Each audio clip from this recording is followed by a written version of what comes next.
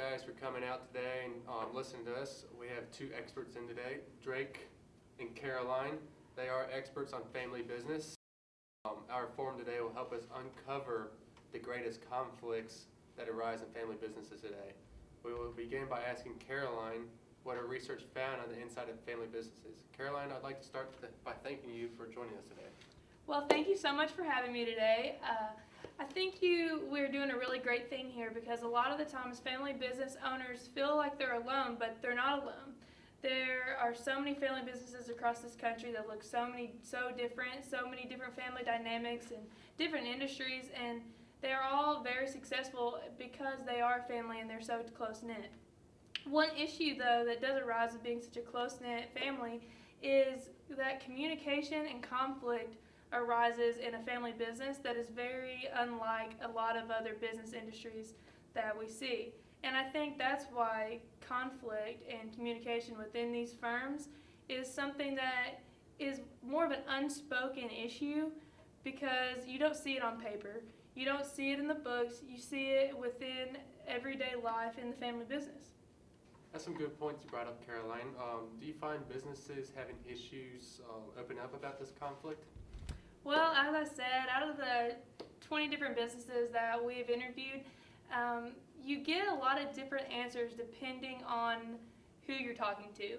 If you're talking to the founder of a business, if you're talking to the owner, you're not going to get as much information from them because they're proud of what they have, they're proud of what they're created, and they don't like to talk about the dirty, nasty relationship side of things. Now, if you're talking to somebody that maybe is younger, that is more open with their feelings, you could honestly write a book about everything they're talking about. They will just spill it all out to you, and it's more of a therapy session than a business conversation. But I think it really just depends on the family dynamic. Whatever personality you're dealing with depends on how long they've worked in the family business, or maybe honestly what's going on that week, because emotions run high, emotions run low, and it's just like every normal family, only in a business setting. So Caroline, moving on from that point, so how do you think communication between home and work differs in family businesses? I think you make a great point there. A lot of the times the lines between home life and work life are so blurred. Just imagine working with your family. If you don't, you live with these people, you work with the people, you eat with them, and then you go back home and you're just always together. When you're always with somebody, no matter who it is, there's bound to cause tension, and it's going to come out in the workplace just like it would at home. The thing that you have to realize is the employees that work for you that aren't part of your family, sometimes that can make them feel uncomfortable if you're just yelling at each other or saying things to each other that you probably should only say at home. You don't really realize where you are, it's just your emotions. Family businesses are just such an emotional place, and how you communicate with your family members should differ in a public setting, but most of the time it doesn't if it's a very emotional time. And a lot of the times when you're talking to family members, you take what they're saying to you to heart. You take criticism more personally than you would from just a boss, because you think they're attacking maybe your character instead of just how you work, when it's really not how it is. They really just want you to be better at work. So obviously feelings are being hurt, either family members or non-family members, but how are these feelings being addressed for these family firms? Well, funny you should mention it. A lot of the times these really aren't addressed at work. A lot of the times feelings either get pushed on the back burner, and it depends on what kind of family that you're dealing with. If you have a business first family and bottom line is really what you're looking after, or if you're a family first business where it doesn't matter if you fudge a little bit here or a little bit there. Mostly it's just like you're working to better your lifestyle. Family comes first. You're gonna, if you don't work really late one night because you don't want to miss Johnny's football game, you're gonna miss work to go to Johnny's football game. I think that it just depends on the culture that you set in your business and how open the family is about talking about their emotions and relationships, but I think it's just really different and unique to each family business. Thank you for that. So Caroline, wrapping your research up today, what would you say your number one suggestion is about resolving family conflict? Well, I don't think that this is a cut and dry, one solution fits all kind of answer that I'm going to give you, but I think it just takes a conscious effort. If you love your family members, if you're in a family business situation like this, and you want them to be as productive as they can and be as happy as they can with their work-life balance, I think the first thing you have to think about is the platinum rule. I know you've heard of the golden rule. It's treat others how you want to be treated. They've probably told you that ever since you were a little kid, but the platinum rule applies to communication. When you're talking to somebody, you want to talk to them in a way that they want to be talked to. If you're dealing with somebody that has a very aggressive, dominant personality, they probably want to be told they're right. Even if they're not right, sometimes you have to leave your pride at the door and kind of tailor what you're going to say to them so that they feel that they're important to you. I think at the end of the day, the best way to communicate effectively is to communicate how you know that the other person wants to be talked to. And that's one of the great advantages you have living or working in a family business and living with these people and knowing them, because you know exactly what they want to hear, I think. I'd like to thank Caroline again for coming out today. You made up some really good points, and it was really interesting having you talk here today. Now we're going to move on to Drake. Drake, what communication problems do you normally see arise in family situations?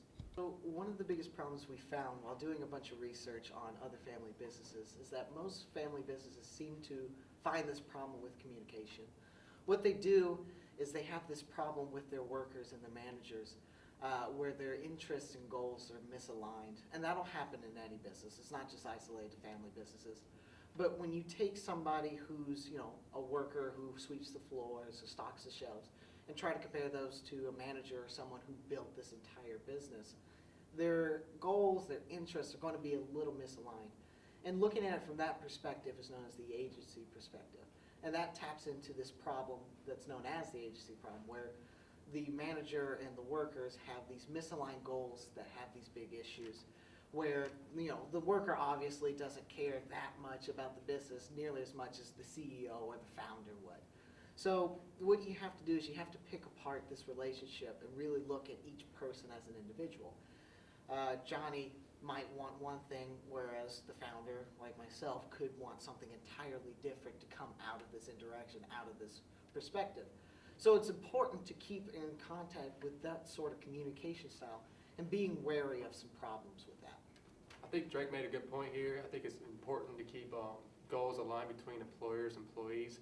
However, Drake, can you give us an example or examples of different types of communications? Right, so there's 4 major problems with any sort of communication. They're known as the 4 horsemen, which was criticism, contempt, defensiveness, and stonewalling. And with each of these, they all have their own little kinks and quirks. So the first one being criticism, which I'm sure you've experienced once in your lifetime. What that does is, like with your parents or something like that, it's where they try to pick at what you've done or criticize, your actions and stuff like that. So, you need to do your chores better.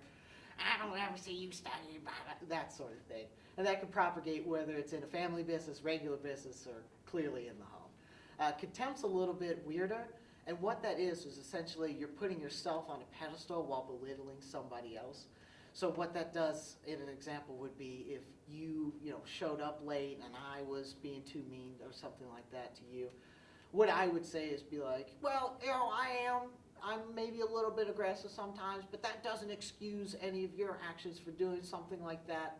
You always show up late and you never take things seriously, so I think we need to focus more on that. It's pulling the focus away from me and putting it somewhere else, someone else smaller than me. So that happens a lot more in businesses than in homes, clearly. Your third one's going to be defensiveness, which immediately starts to get into countering problems with other problems. So let's say you came to me and you said, Drake, you're super aggressive with me all the time. You're always very loud. I'd like for you to tone it back. And immediately I shot back with, yeah, well, maybe I wouldn't have to be if you do everything right. So that's that kind of switching it around, making it more about you, giving a countermeasure. Stonewalling itself is all about building walls. It's all about shutting people out, never giving them the chance. I just, no, I'm not talking to anybody. I'm not going to talk to you. Done. So these problems can show up anywhere. They can show up in family businesses, they can show up in everyday life. And I think that's why we relate to them so well and understand them so easily, is because we've seen them, we've lived them, we've done them. So it's important to keep these in mind when you're going into any conversation with people. Wrapping everything up today, Drake, do you agree with Caroline on how to resolve conflict? Yes, I think she hit the nail on the head. She illustrated perfectly that each person is their own individual, and they have a lot of intricacies that you have to keep in mind when having a conversation with them. The only thing I would add is that you make sure that you're approaching this and keeping in mind that these people might use some of the four horsemen, or they might have misaligned interests. So when you go into that conversation, it can't be just about you. You have to keep that other person in mind. I'd like to thank everybody for coming out, and I'd like to thank our experts, Drake and Caroline, for speaking today. They had some great insight in family businesses, and I hope this helps any family businesses watching.